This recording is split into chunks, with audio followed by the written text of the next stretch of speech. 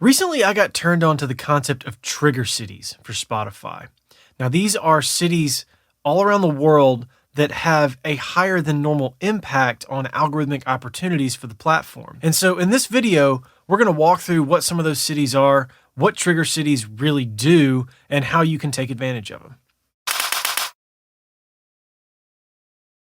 What's up, guys? It's Tom. Welcome back to the lab and welcome back to my life. Today, we're going to talk about Spotify trigger cities, and we're going to dabble in a little bit of trigger cities for YouTube as well. Now, before we dive into this, I want to give a shout out to Daniel Wake. He is a subscriber to the channel. He and I have gone back and forth on Instagram, and he is the one who actually turned me onto this. So thank you, Daniel, for bringing this up, for bringing this to my attention. And I'm going to throw a link to his channel in the description of this video if you want to go show him some love as well. And just say thank you for contributing this idea to all of us, since here we are talking about it. So what are trigger cities? In short, trigger cities are kind of a formula that was put forth by Chartmetric, which is a platform for you to kind of analyze all of your data across the board. A link to that in the description of this video as well. Basically what it is they are cities that have an abnormally large amount of opportunity to affect Spotify's algorithms because of the hunger for new music in these specific cities globally. A lot of us will spend our time focusing on markets that are the largest by dollar amount globally. So like the US, the UK, Canada, things like that, things that are global revenue drivers for music. However, these markets aren't necessarily always the tastemakers for new trends. More and more over time, the tastemakers for new music have started to come from areas like Mexico and Brazil, Indonesia, and the Philippines. I'm sure for all of you Spotify for Artists users out there, all of these countries sound very familiar in your Spotify for Artists stats. Am I right? What we're going to do is we're going to pick through a little bit more about what Chartmetric has to say about these trigger cities, and I'm going to share with you the ones that they have identified as the ones to look out for. After that, I'm going to talk to you about the ones that I've identified in addition to those through my own research and experience with Spotify. So let's dive in. So the platform Chartmetric originally started talking about this concept of trigger cities back in 2019. They started noticing some consistencies across the board, regardless of genre, regardless of artist, about where algorithmic traffic was starting and where it was able to grow out of, and then ultimately kind of affect the rest of the globe as a result of really good initial traffic in some of these cities. So just as an overview, looking at this map from the first article they posted back in 2019, you can see all the countries highlighted in light blue are the ones where these trigger cities really have the most effect that then can translate over into global success for a track. And if you look at this map, I'm sure that most of you in your Spotify for Artists, just like me, will see a lot of correlation. Like in my Spotify for Artists, Russia is the #1 country, and that's not represented here. But if you go down the list a little bit, we've got Brazil, the US, Mexico, Poland. All of these are here in this map. And then it's mostly Southeast Asia, South and Central America. And that's what's mostly present in my listenership as well, even though I haven't necessarily advertised directly in a lot of these places. These are just the places that have the most enthusiasm about new music. And so people are listening at a much higher rate than they would be in other places. So if we go down in their original article, the cities that they kind of outline for Spotify are Mexico City, Santiago, Chile, London, Los Angeles, Sao Paulo, Brazil, Chicago, Paris, New York, Dallas, and Amsterdam. And obviously a lot of those are tier 1 cities that cost a lot to advertise to. But a lot of them, actually the cost to advertise to them is very low. And if we scroll down to this table here, you can see even more that there are a lot of countries here that have a lot of opportunity that will cost a lot less in advertising dollars than targeting, say, New York City or LA. So again, the #1 city in the world is Mexico City. Then you've got Santiago, Chile, scrolling down, Brazil, scrolling down further, we've got Amsterdam, Madrid, still some tier 1, but then coming down here, we've got Jakarta, Indonesia, Buenos Aires, Argentina, Quezon City. I don't know if I pronounced that right. I hope I did. And then scrolling down here to YouTube, you can see a little bit of overlap as well. Again, Mexico City, such a target-rich environment in terms of trying to break new music. Then we've got Bangkok, Thailand, Bogota, Colombia, India, Chile, India again, Peru, Brazil again. A lot of cities that I have noticed personally show up very frequently in my ad results and Spotify for Artists results, even though I'm not specifically targeting them. Like when I target all Spotify territories for most of my ads, a lot of these cities outside of India, because I haven't been targeting India, but a lot of these cities just inherently show up because this is where people are clicking through. What I did is for the past 2 weeks, I've been testing this with my Spotify ads to see if this holds any weight, if this is actually true. And I've actually found the results to be pretty great. So coming over here to Spotify for Artists, if we just look at last week, I started running this a couple weeks ago, but if we just look at like the last week of this, I've got 2 ad sets here that I've been testing. One is a lookalike audience that has just kind of been going, and the only ad left in there is my best performing ad for my song Lions. And then I've got another ad set, which is called Lions All Trigger Cities.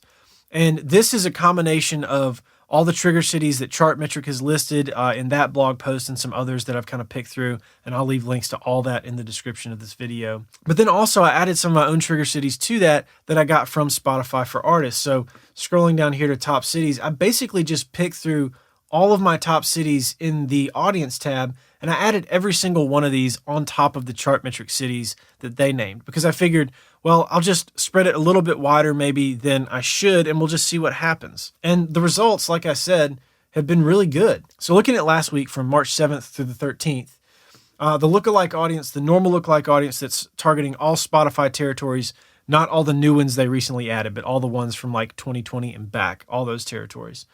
I had a cost per conversion of 12 cents.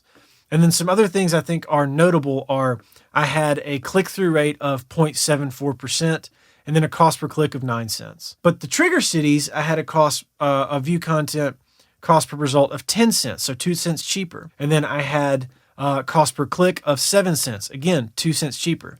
But then my click-through rate was almost 1%, 0.96%. So way better than the all territories ad set. And the only thing that was, I guess, worse for the trigger cities one is that the cost per million impressions is higher, which makes sense because I'm targeting fewer people. So there are fewer options, which means I've got to spend a little bit more to get in front of those people and compete with other ads that are being shown. The difference was 71 cents for the trigger cities versus 63 cents for all the territories. But still, that difference to me is not that bad. In fact, that's a totally worthy ad spend for me because the click-through rate and the cost per result was just so much better. And if we look at the country breakdown in Facebook ads, we can see that pretty much all the countries line up as well. Like all the countries that are in my Spotify for Artists, most listeners, and then in the Chartmetric data that they have put forth, it's all there. Brazil, Mexico, Ukraine, Russia, Egypt, India, Turkey, Colombia, Indonesia, Italy, Taiwan, Peru. Like this is a combination of both the trigger cities and all the Spotify territories. But even still, like even the Spotify territories, all of them are pushing towards all these trigger cities. It's like this is where traffic ends up anyway. So it makes sense to kind of narrow in and test that out against all the territories just to kind of confirm that's where your traffic is coming from. And further to that point, according to the IFPI, which stands for the International Federation of Phonographic Industry, I had to look that one up, the largest growing markets in 2019, I haven't been able to find the data for 2020 yet, but the largest growing markets in 2019 for the 5th consecutive year were all in Latin America.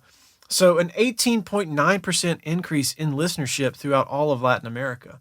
Brazil, Mexico, Argentina, and then in Southeast Asia, or just Asia at large, you've got South Korea, China, India, all growing massively. The trend is basically that the markets in Latin, Central, and South America and Southeast Asia are all growing rapidly. And these markets have the hungriest group of listeners who want to learn about new music, regardless of genre, regardless of where it comes from. Chartmetric has broken down all of this in their blog posts, and you can dig into it deeper if you want to. But the point is this, because I know what some of y'all are thinking. You're thinking to yourself, okay, well, what if I want to grow in my home country? What if I don't want to grow in these markets? What if I want to tour in Germany or Italy, or I want to tour the US or whatever, wherever you're from? The algorithm on Spotify cares a lot about plays and listens, how much people are enjoying the song. And it's less concerned about where those people are or where you are. Targeting these trigger cities you can kind of get a jump start on algorithmic traffic, because for anybody who's tripped Release Radar or Discover Weekly to any degree, you know that when those algorithms actually trip, it spreads that net a lot wider than where you were initially targeting. So what you can do is you can go after these trigger cities that have a higher return on your ad spend, because it's a cheaper cost to advertise and a higher engagement rate. And you can utilize those markets to your advantage so that you get a lot of listeners in like Mexico City or Sao Paulo, Brazil, or Jakarta, Indonesia, and then you really pump up those plays. The algorithm trips, and then that net gets thrown out wider by Spotify's algorithm and says, let's find more listeners in the US and in the Ukraine and in the UK and whatever. And so you're taking advantage of paying less money to get more results, and then you let Spotify do the heavy lifting for you in the countries that cost more. And over time, as you do this, you'll start to develop fans globally that you'll then be able to take advantage of and advertise more in those regions more directly as your revenue increases for yourself as an artist. And so I think this is a really cool concept. Again, I've been testing it for a couple of weeks and the results have been really good. I'm going to keep testing it. I'm going to test a few more kind of sub ad sets of trigger cities, probably just trigger cities that I've done well in, and then just trigger cities that the Chartmetric data has, say, performed well. And I'm probably going to test another ad set at some point of just like trigger countries. I discovered this after Daniel told me about it. Again, link to his profile in the description of this video. And I just thought it was really cool, and I thought it was worth sharing with you guys. And hopefully you'll test it and get the same results too, because it would be really cool to kind of see how this plays out for everybody. And maybe it's something we can discuss in a live stream soon once you guys have had an opportunity to test it, which if you're not keen on, every Friday, 1 p.m., we go live right here on YouTube, and we talk about this kind of stuff: music, marketing, branding, business, all the things. So if you haven't come to one, hopefully you'll join us this Friday at 1 p.m. And before I let you go, if you don't subscribe to the channel yet, make sure you hit that subscribe button, like this video, share it, and turn on notifications so you don't miss any videos in the future. Now at the end here, I've got a couple videos you can check out about whatever YouTube decides to throw up here. And as always, thanks for watching, and I will catch you on the next one. Peace.